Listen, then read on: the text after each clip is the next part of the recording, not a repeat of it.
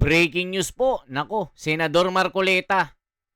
Sumabog po dito sa Net 25.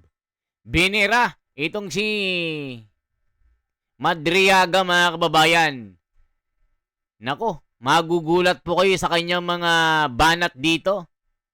Bago ko i-play itong video, mga kababayan, ipakita ko muna itong eksena ni Madriaga para maganda yung ating palabas. Ito po, si Madriaga umiiyak.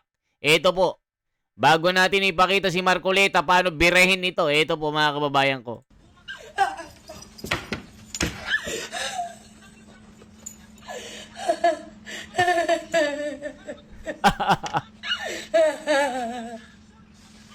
Argay,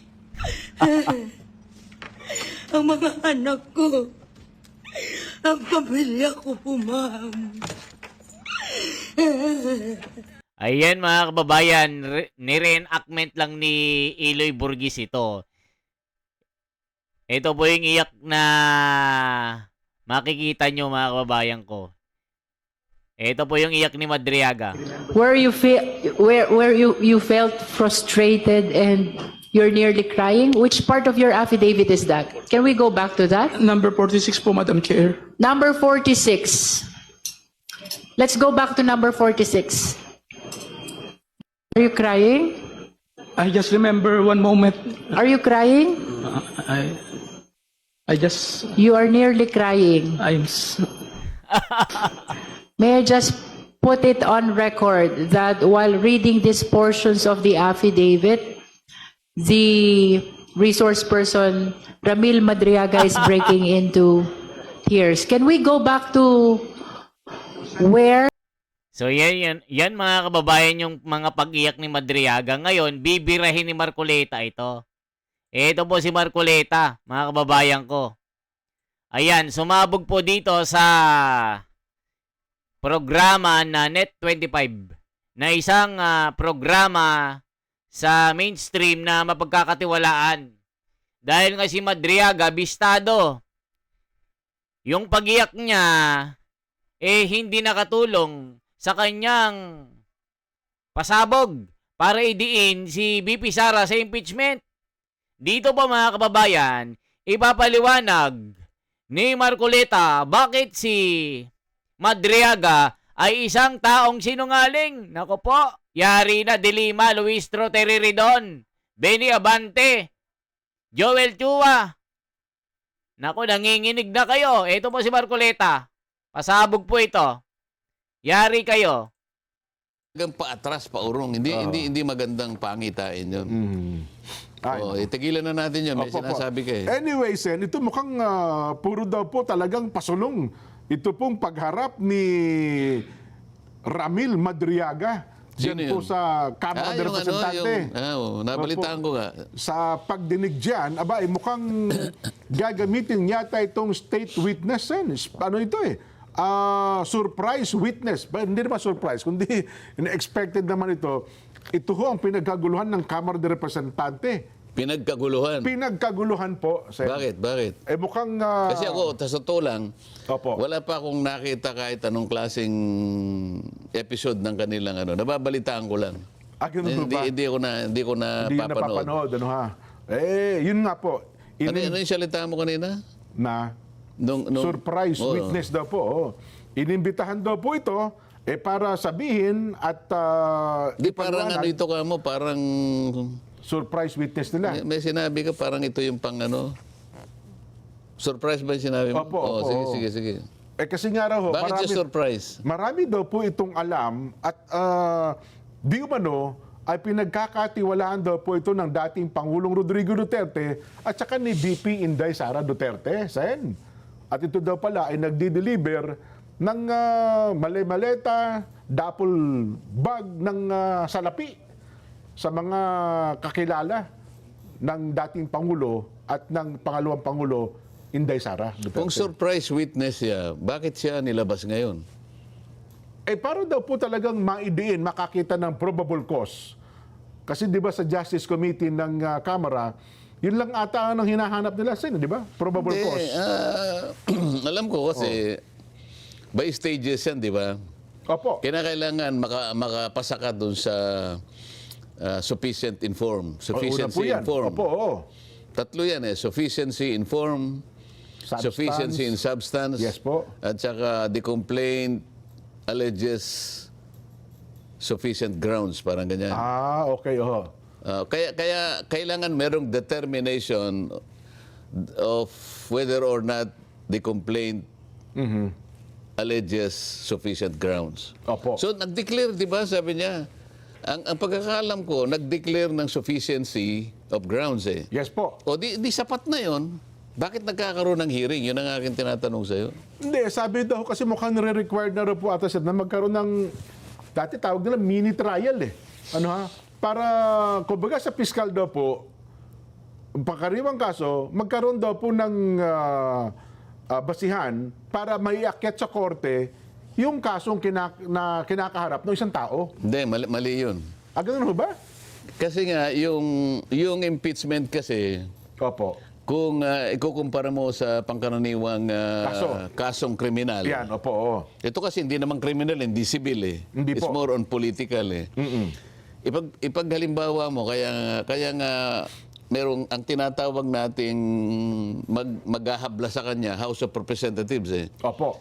Kaya nga sa setup natin, magsisimula yung impeachment sa House. Yes po, sa kamera. Oo. At pagkatapos na establish nila yung kanilang cause of action, kung tutuusin mo sa regular cause of action eh. Opo. Sa House naman, articles of impeachment. Sa mga tin, kung ilang pananagutan ang gusto nilang gawing para ihabla siya.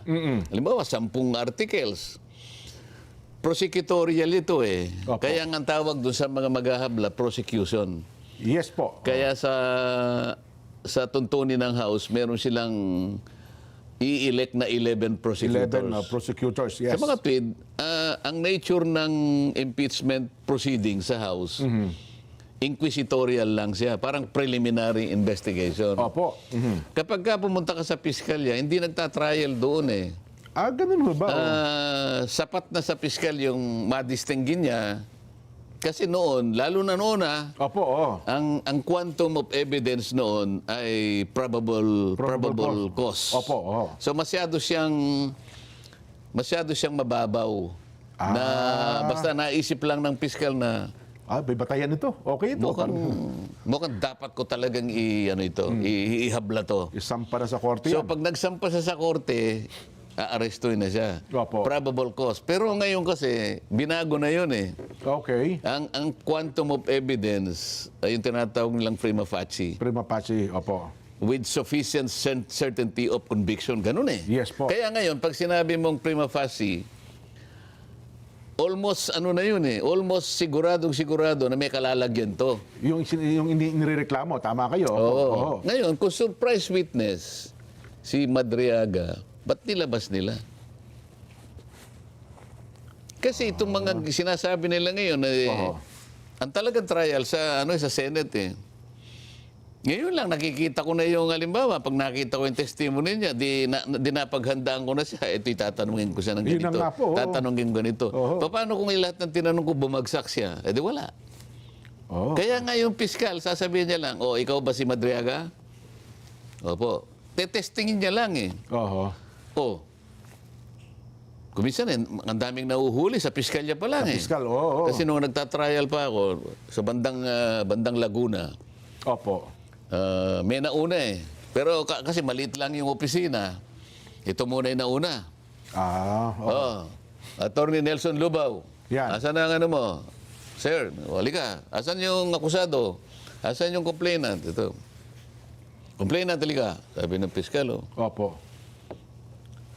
Ito ba ang iyong salaysay? Oo. Ito yung complaint mo? Opo. Nako. Oo. Di ba puro kasinungalingan ito? Di ba tinuruan ka lang? Ganun sabi ng piskal, Kasi po, ang abogado ko po patay na siya. Ganun lang naman ang ano eh. So pag na-establish niya, kahit na tinakot niya, Oo. pero mo ba ito? Opo. Kahit anong gawin niya. Sige, okay. Pero hindi siya magta-trial na iisa-isahin mo ng ganyan na wala. Kasi kahit na iminamatwid nila na kasi may nakalagay sa amin dito na maghi-hearing Yes kami. po, yun daw eh. Yung hearing na yon sa aking opinion, dahil nga nahangga ka lang sa preliminary investigation, hindi ka magta-trial because ang trial proper sa Senado pa rin. Yes po, oo. Kahit nasabihin mo pang merong hearing dyan, yung hearing sapat lamang hanggang sa hangganan ng preliminary investigation. Oho. Hindi siya trial para ma-examine mo yung merits nung daladala niyang Siguro ang sinabi niya, halimbawa, Kanyang affidavit, ano? ikaw ba si Madriaga? Ito ba ito yung ganito? Ganito ba Opo. ito? Pirma mo ba ito? Oho. Ito bang taong binanggit mo rito, buhay? O, ito bang ganito? Ganyan. Hanggang ganun lang. Pero yung merito nito, para ngayon ay tingnan mo yung kung bastante ang kanyang kredibilidad. Hindi yun ang Ganun ho ba? Hindi yun. Kaya nga sabi ko, kung ito yung star witness para halimbawa gamitin nila, Against Vice President. unang-una, preliminary investigation lang to eh. Oho. Tapos ang quantum of evidence, sabi ko Opo. ngayon siya, prima facie. Nung tinatanong ata siya, balit-balita ko lang naman wala namang corroborative evidence eh. Sana man lang merong independent evidence gagamitin mo para yung statement niya totoo. Parang walang ganoon eh. Mukhang siya lang po ata, So Sen, eh. bagsak siya. Oho. Babagsak siya doon sa quantum nung certainty of conviction. Oho. Kasi kailangan admissible, kailangan corroborative. Paano mag-admissible meron daw checking Opo, yun. Isa pa yun. May hindi na. nalabas ang cheque. Ito nga yung sinasabi ko, dito pa lang, lilitaw na yung bakit sila nagpakadalubhasa na ilabas ito kung ito pala yung kanilang pambato? Hindi, pero Sa akin lang naman, kung wala man daw po mga corroborative statements, baka naman daw po sa mga dokumento, mga hawak nitong papel. Kasi mukhang maglalabas daw po siya ng ng bank statement. Naglabas daw po siya ng waiver para makita ang kanyang mga record sa bangko. Hindi nga ganun ang tuntunin eh. Ganun ba? Kahit nasabihin pa nilang nakalagay sa rule namin kasi hearing o kaya trial. Opo. Pag binangga mo yung tuntunin na yun sa liwanag ng Constitution, hindi kasali doon eh. Ang merong trial, ang trial sa Sa Senado Senate. talaga dapat. Senate court na So po. yung bahagi na Impeachment yun court. kasi, boss, sa kanya, ito yung amin tuntunin eh. Pero yung bahagi na yan, unconstitutional yan. May bahagi dyan na salig sa kasaligang pero kung magta-trial ka, hindi sinasabing ikaw magta-trial. Ilang masasabi ko doon. Ang problema, At saka dapat susuriin mo yun bang mga sasabihin niya. Oho. Yun ba ay patungkol doon sa mga naka-identify yung mga yung culpable violation of the Constitution. Yes po, oo. Kasi yung mga baka complaints naman hindi babagsak doon. So dapat piliin mo lang alin doon sa pinagsasabi mo ang pwedeng mag-qualify na impeachable offense. Oho. Hindi lahat naman ng offense kasi impeachable eh. Nako. Identified lahat yun, di ba? Pero may bigat ba yung kasi may ito pala si Madriaga, may kasong kinakaharap pala ito Sen eh. 2 kaso ng kidnapping ito eh. At nakakulong pala ito. Sabi nila, kahit na ikaw ay masamang tao, may record ka, katanggap-tanggap pa rin naman ang iyong mga sinasabi at pinapahayag sa ganitong klase na mga paratang. Pwede naman yun. Wala Opo. namang parang selective ka. Yes po, oo. Basta meron kang kakayahang tumestigo. Kaya lang, yung credibility mo ang problema kung sakasakali. Okay. Mabuti pa basahin natin yung quantum of evidence Jen. Opo. Kasi nung July 16, 2024, so 2 years ago pa lang ito, dito binago yung sinasabi ko sa yung level of evidence na kakailangan ng piskal para siya makapaghain ng Opo. akusasyon. Sa bagong DOJ Secretary niya. Oo, ngayon, quantum of evidence, ginawa na Section 5 nung kanilang Department Order, Department Circular Number 015. Opo. So, July 16, 2024, binago na, no? Ang sabi nila, the quantum of evidence for preliminary investigation and inquest proceedings Opo. is prima facie evidence with reasonable certainty of conviction. Oho. Sa mga tweet, kapag tinuloy mo to, sabi niya, the quantum of evidence is met when the prosecutor is convinced that the entirety of evidence presented by the parties is one, admissible. Number two, credible. C, capable of being preserved and presented to establish all the elements of the crime or offense. So dito siya ngayon susuriin Ayun. sa tatlong parametro na to. Kung halimbawa hindi siya credible, bagsak na siya. Kaya bakit siya pinresent? Kagat. Kasi yung, may strategy dyan. Lalo na kung yun ang inaasahan mong makakapagpabagsak doon sa kalaban mo.